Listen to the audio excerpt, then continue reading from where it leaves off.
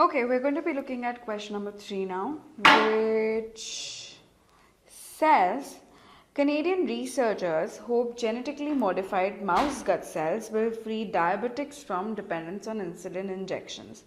Diabetics fail to produce insulin, causing excessive levels of glucose in their blood. The genetically engineered mouse produces insulin in exact quantities required to balance out daily glucose fluctuation. The hope of the Canadians or Canadian researchers or whatever. So the hope of the Canadians is based on which of the following assumptions, right? So you're given the entire argument and they're asking you what is the assumption that they have, right, for the premise leading to that conclusion. So what is important to notice over here is that the Canadian researchers hope that genetically modified mouse gut cells will free diabetics. Okay, and what is the problem? The diabetics fail to produce insulin. The genetically engineered mouse would produce insulin in exact quantities, right?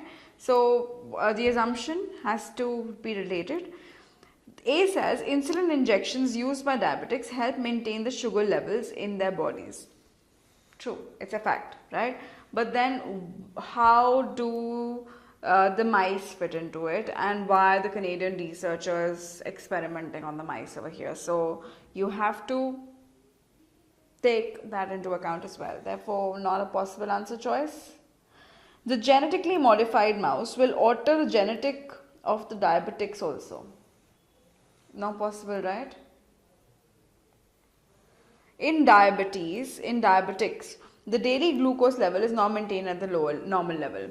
Absolutely true. It's a fact. But then again, why would the Canadian researchers experiment on the mice and hope that they would be able to free the diabetics from dependence, right? So how?